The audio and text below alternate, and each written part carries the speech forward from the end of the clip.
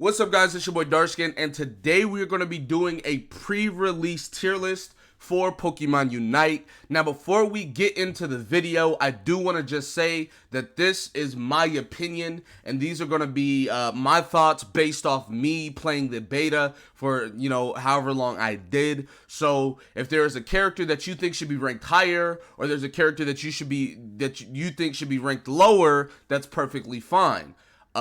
Feel free to put your thoughts and stuff in the comment section below.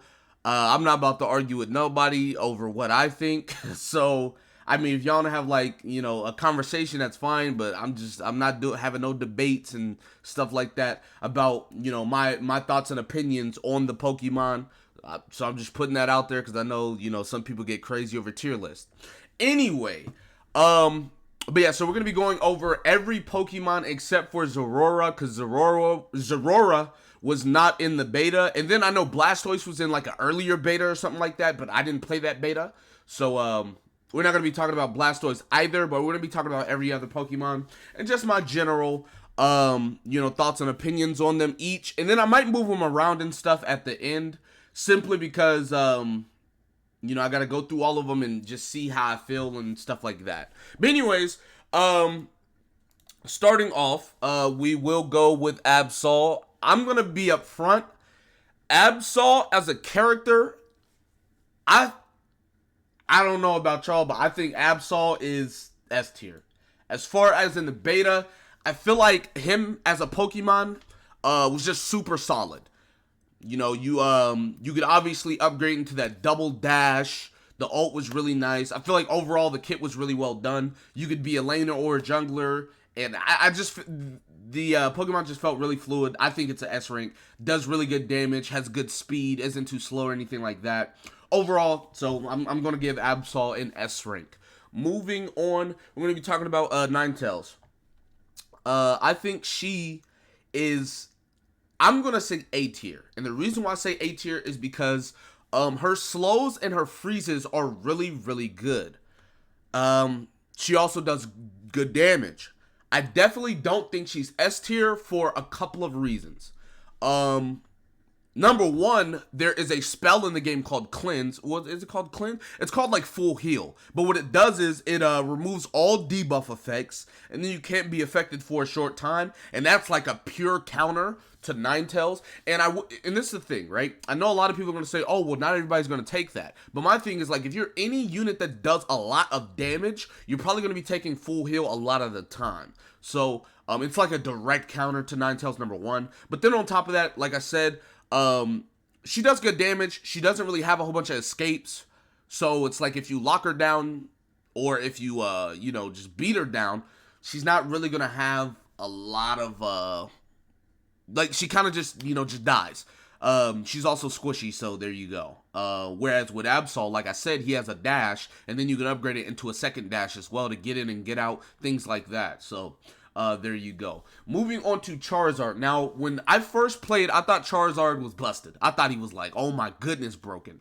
And then I started seeing some of the other characters and what they could do. And I'm going to be honest, Charizard's very average for me. I don't think he's too broken. I don't think he's super underwhelming. He seems like that very, very average Pokemon. I mean, he is an all-arounder, so maybe that's why I feel that way. He doesn't really excel in any area specifically. He kind of just does everything pretty decently well. So, as far as that, that's why I chose that for Charizard. I don't know, but that's it for me. Moving on to Cinderace. Look, man, for Cinderace, I'm not sure if I want to put him, because maybe it's just like, maybe I'm delusional, but it's like, he seems like he does insane amount of damage and you cannot catch him. Now, obviously, he has a move that gives him movement speed and gives him an empowered auto attack. So maybe that's why, but his range is crazy. But then, see, it's like I look at another character, which I'll talk about in a little bit, and they seem even better. So I think I'm going to put him A rank. He's like A+. We'll just say he's like A+. But anyways, here, we'll move him over, I guess. But anyways, I'm gonna put him A. Cinderace, does a lot of damage.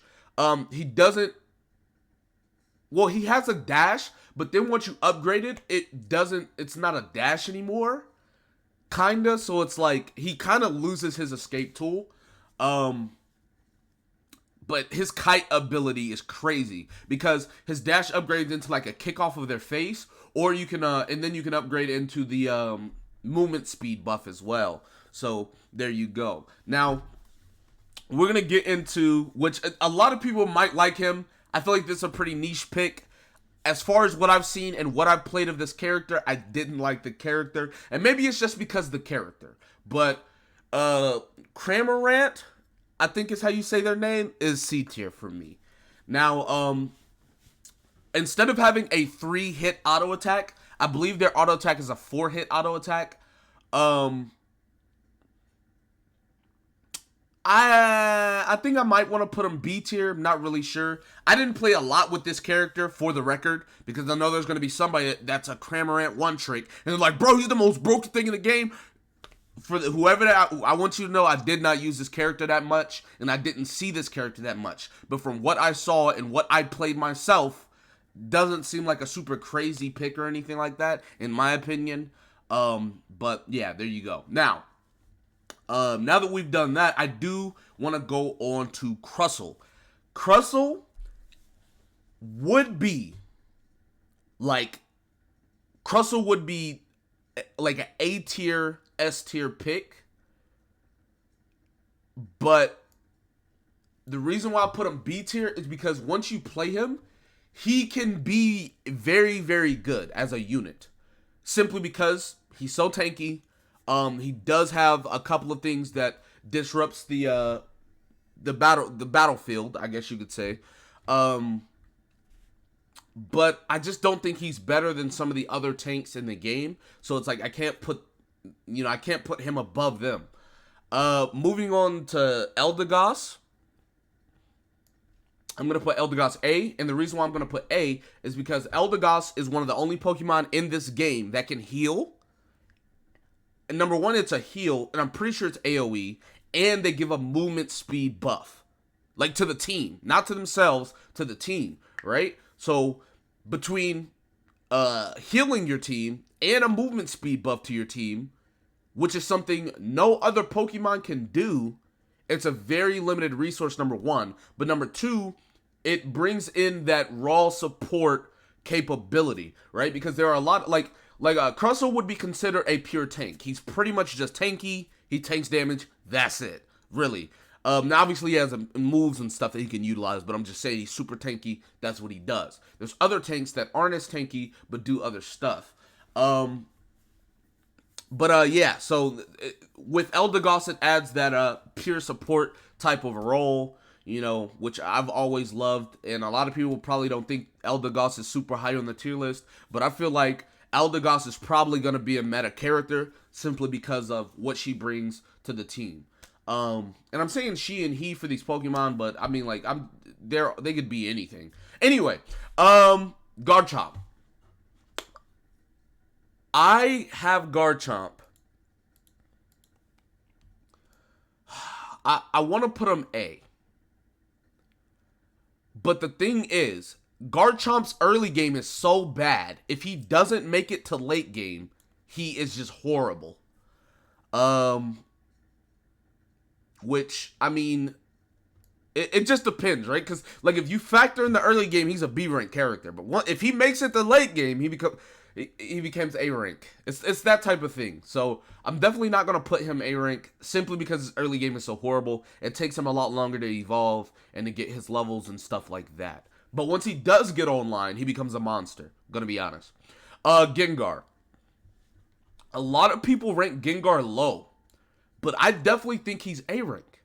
And the reason why is because, number one, he has a sleep, he has a teleport, he has the damage, he has the ranged abilities if you need it, right? Like, say you're playing against someone that has no dashes, they're kind of a slow character, you can kind of just kite them, even if you're melee, right? So you can put them to sleep, jump in, walk away, hit them with a ranged ability, like different stuff like that. Not to mention his ult. The ult is, I don't know if it's just me, and maybe I got PTSD from League, but if anyone knows who Nocturne is from League, the fact that he makes everything dark, and then he can teleport inside of your character, your Pokemon, and then he can do extra damage and stuff like that for a short duration, I feel like that, the ultimate alone just makes him that much more valuable than a lot of other characters and speedsters in the game. Because if you put him in jungle, you pop his ult, top lane or bot lane doesn't know if he's like which lane he's going to, and by the time he ganks, it's too late. He puts you to sleep, he teleports to you, different things like that. Now, that's just me personally. I just thought Gengar is just a super good character, so there you go. Greninja. People gonna hate me for this. I definitely think Greninja, as far as, because when I played Greninja, I didn't see the damage. He did damage, but it wasn't like, he didn't do like wild damage, you know. Now I will say he is melee and ranged, which is a pretty cool mechanic. He does have some outplay potential with his clones and stuff, and he does get a reset on his ultimate whenever he gets a kill, right? Pretty sure. I feel like Greninja, before you attack me for putting him in B rank, right? At base value, Greninja is B rank for me. But if you master this character, he's easily A rank or higher. And the reason why I say that is because, like, utilizing his dash, utilizing his clones properly, knowing when to ult, knowing how to get your resets. I feel like there's so much micromanagement with this character, knowing when to be melee form, knowing when to be range form. I feel like all of these things go into him not being as good base level. Like if anyone picks him up, he's not going to be as good. But if there's like a Greninja one trick, he's going to seem like overly broken, I feel like. So I definitely don't want to overhype him or underhype him. I definitely think he's very, very average base level. Unless you like one trick him and you learn the ins and outs, you learn his cooldowns, stuff like that, in my opinion. Moving on to Lucario. Listen, okay? I definitely think Lucario is the most broken thing. No, I'm just playing. I don't think he's broken. I thought he was super overpowered, but then I started seeing some of the characters. I started getting CC chained by Ninetails. Gengar started putting me to sleep. Cinderace started kiting me, and then I realized he's not super. So this is the thing. Lucario, just like Greninja, at base level is not super crazy. Like, don't make no mistake, he's not that crazy. But if you micromanage his dash resets, you micromanage his bone rush into the bone teleport, if you can hit his ultimates, because his ultimates is half the screen, right? So when you shoot it, it goes one direction, and if you don't hit the enemy, that ult was useless. But if you can hit your ults, if you can micromanage his dash resets, you can micromanage his bone combo, which is a knockback / stun. If you can micromanage his stuns on his combo, because on his third auto attack, he does a double attack and he knocks them up, right? So it's like, if you can master this character, he definitely is A tier or higher. But at a base level, I don't think he's going to be super insane compared to the characters that are A tier and S tier, etc. And that's probably going to be the case for most of these. I know a lot of people going to say, you're just saying that you're saying that for all of them. Nah, I mean, like, it's very true, I feel like. Machamp, excuse me. I just think he's average, personally, right? Like, I know he has, like, something that, I think he, like, gets immune to CC or something like that. He gets, like, a movement speed buff. None of it really stood out to me personally. Like, when I played him and when I played against him, he just seemed pretty to me personally. I know there's gonna be a one trick out there that's like, yo, he's the most broken thing hey, shout out to you. But he just definitely doesn't seem he seems like pretty average, right? He seems like he could work if you lock him in, but he doesn't seem like, it's like, but there's better picks in my opinion. Moving on to Mime, bro. Listen, man. Alright. I played Mime. I have a video on Mime. Check it out if you guys want to. I have a video on Mime. That man... Bro, listen. If you lock in Mime, or if you play Mime, I get it, right? You can do what you want, but he's not good, bro. I'm not taking no for an answer. He's not good. I don't want to hear it. Pikachu, easily S tier. Obviously they had to make Pikachu S tier, and the reason why I say this is because not only is his range ridiculous, right? Not only is his range ridiculous, he has a 2-second slow. So it's a 2-second cooldown. Every 2 seconds, he can slow you with like the Thunder Ball or whatever, and he has a knockup. Like, it's ridiculous. Bro, you cannot catch him if he does not want you to catch him. Like, Pikachu, I don't want to hear it. Does insane damage. He has a slow that's on like a 2-second cooldown, and then he has a knockup too. It's crazy. Like, Pikachu's so good. Slowbro. A lot of people rank Slowbro low, which doesn't make sense because he has 3 CC abilities. And yes, there is cleanse, but the fact that he has 3 CC abilities, like, you can't cleanse everything. He has wave, which is a double knockup. He has the, I don't even know what the ability is called, but he picks you up in the air, and then if he presses it again, he pulls you to him. And then his ultimate is like he locks you down for a couple of seconds. You can't tell me he's not at least A tier. The man has 3 CC abilities. I don't want to hear it. It's ridiculous. Moving on, Slowbro. Now, I was talking about how there are better tanks than Crustle. And by better tanks, I was talking about Slowbro. What did I call him? Snorlax? I think I called him something else. Anyway, Snorlax. Snorlax is not... I feel like if he had a taunt ability, he'd be broken. But because he doesn't have a taunt ability, I feel like whenever I played against him, I would just ignore him. Like, literally, I just would ignore him. That's it. Wait, he has a knockup though, right? And a shield? I want to put him B tier, but I feel like he's C tier for me. Like, I literally just, anytime I went against him, I just ignored him. I ignored him, and I would go one-shot their DPS. Literally, just walk past him. He has a knockup, but I was playing Lucario most of the time, so I'd just dash out the way, because that's all he could do to me, really.